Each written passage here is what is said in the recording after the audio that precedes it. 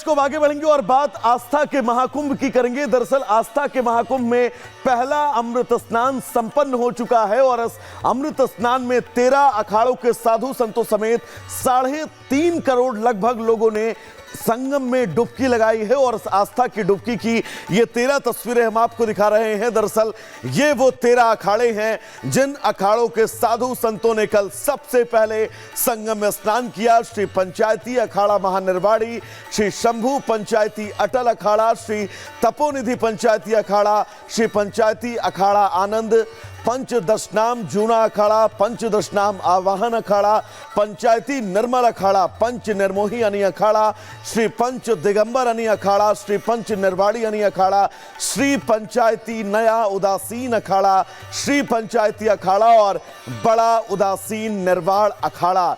ये 13 अखाड़े जिनकी कल तस्वीरें भी एक रिपब्लिक भारत ने अब तक सबसे पहले सबसे विहंगम पहुंचाई थी और आज उन तस्वीरों की पुनरावृत्ति।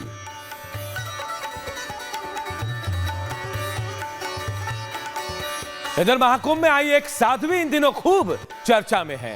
साध्वी के वेश में इसे जो भी देख रहा है खूब इनकी चर्चाएं कर रहा है। क्यों आखिर ये साध्वी चर्चा में है, इस रिपोर्ट के जरिए बताते हैं। महाकुंभ के दौरान एक ऐसा चेहरा जो लगातार चर्चा में है, जिसके बारे में हर कोई जानना चाहता है, वो है हर्षा रिछारिया, जिनके बारे में बहुत सी बातें सोशल मीडिया पर कही जा रही हैं। जरा मैं इनसे एक बार जानती हूँ कि हर्षा रिछारिया जी कैसे कैलाशानंद जी से जुड़ी और कैसे सनातन के प्रति आपका प्यार या लगाव बढ़ा। देखिए, मैं खुद एक ब्राह्मण फैमिली से हूँ, तो सनातन के लिए प्यार और भावना जागना वो हमारे खून में बचपन से ही होता है। लेकिन क्या होता है कि बच्चों को जब आप दूसरे स्कूलों में डालते हैं, आप बड़े स्कूलों में डालते हैं, हमारे बच्चे इंग्लिश सीखेंगे और सारी चीज़ें ना, तो कहीं ना कहीं वो अपने कल्चर को छोड़ के दूसरे कल्चर में ऐड हो जाते हैं। वो अपने फेस्टिवल मनाने से ज़्यादा वो दूसरे फेस्टिवल मनाने लगते हैं और इसमें गलती कहीं ना कहीं पेरेंट्स की भी होती है बहुत हद तक। लेकिन मैंने क्योंकि मैं 4 साल की उम्र से ही महादेव से बहुत कनेक्टेड रही हूँ और फिर उसके बाद 2019 से मैं योगा सीखने गई थी अहमदाबाद। वहाँ से मैं वापस योग के माध्यम से वापस इस रास्ते पे निकल चुकी। 2020 में मैं केदारनाथ गई, वहाँ से और ज़्यादा, तो वो धीरे धीरे मैं उस साइड टर्न होते होते कब पूरी तरह टर्न हो गई मुझे भी पता नहीं चला। बहुत से लोग कह रहे हैं कि आप एक एक्ट्रेस थी, एक एंकर रही, अलग प्रोफाइल से। क्या भगवा से जुड़ना, सनातन से जुड़ना एक फैशन है या आपका लगाव? ये मेरा वो लगाव है जो अभी कभी ख़त्म नहीं होगा, कभी नहीं होगा। क्योंकि मतलब मुझे लगता है कि आप किसी भी चीज़ से प्यार करेंगे, किसी भी चीज़ का एडिक्शन होगा, वो एक टाइम पे ख़त्म हो सकता है। लेकिन किसी चीज़ का सुरूर हो जाए ना, आप बस उसमें खो जाओ, रम जाओ, तो वो फिर जा ही नहीं सकता है। तो ये वो प्यार है जो कभी ख़त्म नहीं हो सकता है। आज की युवा पीढ़ी सनातन को कुछ तो समझते हैं, कुछ नहीं समझते हैं। उनको आप क्या कहेंगे, किस तरह से इस तरफ आकर्षित हों? कई लोग हैं लेकिन कई लोग नहीं हैं।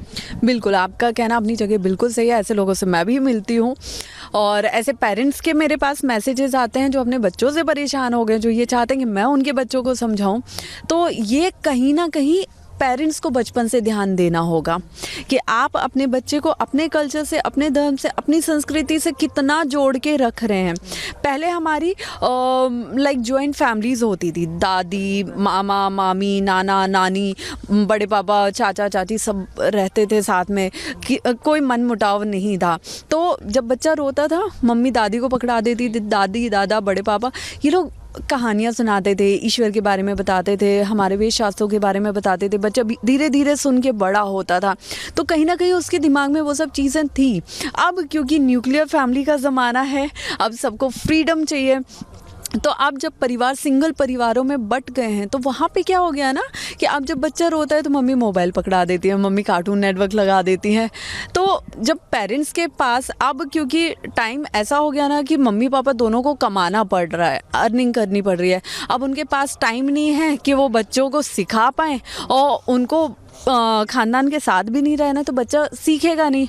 और आप अपने बच्चे को अपने धर्म से नहीं जोड़ोगे तो कोई दूसरा उनको अपने धर्म से जोड़ लेगा। फिर आप रोगे कि बच्चों ने बुढ़ापे में आपको वृद्धाश्रम के दर्शन करवा दिए। तो कहीं ना कहीं ये पेरेंट्स, ये कमी परिवारों की है, ये कमी माता पिता की है। अमृत स्नान किया आज, कैसा महसूस हुआ? बहुत अच्छा, बहुत अच्छी अनुभूति रही है, बहुत अच्छी फीलिंग रही है, जो शायद शब्दों में बयां करना मेरे लिए आसान नहीं होगा। लेकिन हाँ, आज मैं खुद को बहुत लकी मानती हूँ कि मैं इस मोमेंट को जी पाई, इस पल को मैं जी पाई और इसकी मैं साक्षी बन पाई। विदेशी मेहमान बहुत आकर्षित हो रहे हैं हमारी तरफ, सनातन की तरफ। कैसा महसूस करती हैं जब आप जैसे युवा, आप जैसा चेहरा, आप जैसे लोग जुड़ते हैं? तो मोटिवेट तो करते ही हैं, लेकिन साथ ही साथ जब विदेशी यहाँ पर श्रद्धालु आते हैं, वो जुड़ते हैं और एक मैसेज भारत को लेकर देते हैं, तो कैसा लगता है? ये हमारे लिए बहुत बहुत गर्व की बात है कि आज जहाँ हमारे खुद के युवा भारत के थोड़े से विमुख हो रहे हैं अपने धर्म से, अपनी संस्कृति से, वहाँ पे विदेशों में अब इसी सनातन धर्म को, संस्कृति को अपनाया जा रहा है। तो ये सोचिए कि कितने गर्व की बात है कि आज वो हमारे मंत्रों का उच्चारण कर रहे हैं, उनके मुँह से मंत्र सुनने में भी बड़ा मज़ा आता है। तो ये कहीं ना कहीं बहुत अच्छा हो रहा है और मैं चाहूँगी कि जिस तरह ये विदेश में हो रहा है उस तरह हमारे देश में 100% हो, तो फिर उसके बाद ज़रूरत ही किस चीज़ की है। साध्वी बनेंगे हर्षा रिछारिया आगे या बन चुकी? मैं बनूंगी या नहीं इसके बारे में अभी कुछ नहीं कह सकती, नहीं है, लेकिन अभी बनी नहीं हूँ जी। मेरा एक आखिरी सवाल आपसे। बड़ी राजनीति हो रही है कुंभ को लेके। मुझे पता है आप नहीं बोलेंगी राजनीति पर, साधु नहीं बोलते हैं, संत नहीं बोलते हैं और आप उस तरफ कदम बढ़ा रही हैं, लेकिन कोई लोग कह रहे हैं सनातन में, मतलब सनातन को कुछ आप शब्दों का लेकर इस्तेमाल किया, सनातन को लेकर किया जाता है। कुछ लोग कहते हैं जो स्नान करने आ रहे हैं वो पापी हैं। कुंभ की ज़मीन को लेकर कुछ कहा जाता है, मतलब बहुत सी बातें धर्म को लेकर कही जाती हैं। देखिए, अपने धर्म के हित में बोलना बहुत अच्छा है, लेकिन आप जिस धर्म के बारे में बोल रहे हो, जिस धर्म के खिलाफ बोल रहे हो, वो धर्म इस ब्रह्मांड का सबसे पुराना धर्म है, जिसके बाद बाकी सब आए हैं या सबका धर्म परिवर्तन हुआ है। ठीक है, तो आप जहाँ से आए हो आप उसके लिए कुछ नहीं बोल सकते हो। अगर आपको ये लगता है कि कुंभ में वो लोग नहाते हैं जिन्होंने पाप किए हैं, तो अगर गंगा मैया में डुबकी लगाने से पाप मुक्ति हो रही होती तो कहने ही क्या थे। लेकिन गंगा मैया मन के मैल को धोती हैं, वो शरीर के मैल को नहीं धोती हैं। तो ये चीज़ें समझने की ज़रूरत है और ये चीज़ें वही समझ पाएगा जो उस धर्म का होगा, उस संस्कृति का होगा, वरना जो उस धर्म को ही नहीं समझते हम उनसे किस समझ की उम्मीद करें। ये जो आयोजन हुआ है इतने भव्य तरीके से आज मैंने देखा, वो काफ़ी सराहनीय है। यहाँ के लोगों को भी काफ़ी रोज़गार मिल रहा है, उससे काफ़ी चीज़ें हो रही है। प्रयागराज की तरफ देशी विदेशी हर तरह का श्रद्धालु आकर्षित हो रहा है, तो ये बहुत अच्छी बात है। और सबसे अच्छी बात कि प्रयागराज खुद में सबको समा लेता है, ये किसी को परायपन की भावना नहीं लाने देता है। तो यहाँ पे जो सरकार जिस तरह से सारी चीज़ें कर रही है, व्यवस्था बना के रख रही है इतने श्रद्धालुओं के लिए, काफ़ी सराहनीय है। एक मैसेज युवाओं के लिए? युवाओं के लिए बस यही मैसेज कि अपने धर्म को समझिए, अपनी संस्कृति को सीखिए, उसको समझिए और ज़्यादा से ज़्यादा दूसरों को अपने धर्म के बारे में बताइए। Her thank you.